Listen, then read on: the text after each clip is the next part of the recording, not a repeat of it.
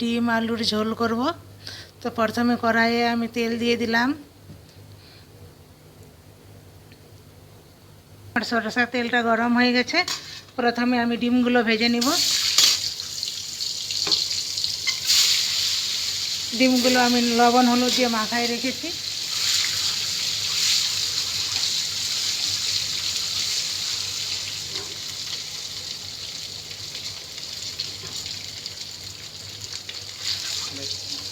ডিমগুলো আমার লাল লাল করে ভাজা হয়ে গেছে। এখন আমি ডিমগুলো তুলে নেব। ওই তেলে আমি দিয়ে দিব জিরা ফোড়ন। জিরা ফোড়ন দিয়ে দিলাম। কাঁচা লঙ্কা কুচি দিয়ে দিলাম। এখন আমি পেঁয়াজ কুচি দিব।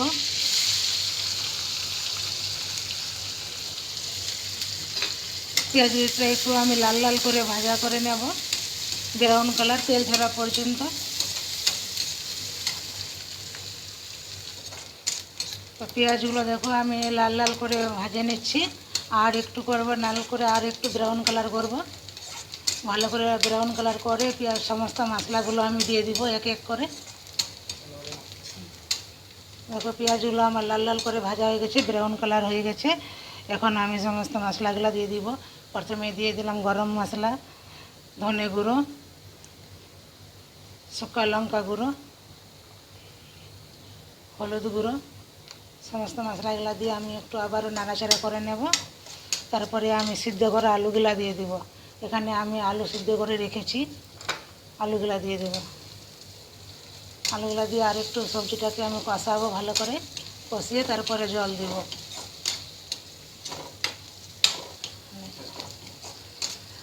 আলুগুলো আমি দেখো ভালো করে লাল লাল করে একটু ভালো করে মশলাটা দিয়ে কষাই নেব, তারপরে জল দেব। আলুগুলো ভালো করে না কষালে ভালো করবে না। সিদ্ধ করে আলুগুলো দেখো, সিদ্ধ করে আলুগুলো আমি মশলার সাথে ভালো করে কষাই নিলাম।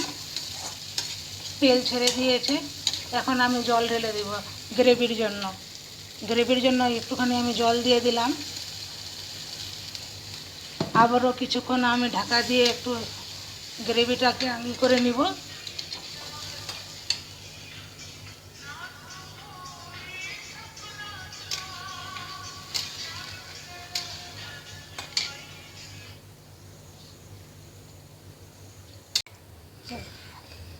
দেখো আমার সবজিটা হয়ে গেছে, ফুটে উঠেছে আমার গ্রেভিটা। এখন আমি ডিমগুলো দিয়ে দেব। ডিমগুলো আমি দিয়ে দিলাম। 2 মিনিট আরও আমি নাড়াচাড়া করে নেব। দেখো কত সুন্দর লাগছে আমার সবজিটা।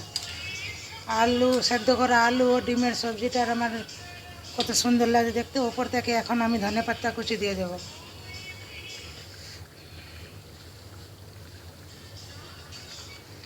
আলু আর ডিমের সবজিটা আমার হয়ে গেছে। এখন আমি গ্যাসটা বন্ধ করে দেব। দেখো কত সুন্দর লাগছে দেখতে আলু আর ডিমের গ্রেভিটা আমার। আর এখানে আছে সাদা ভাত।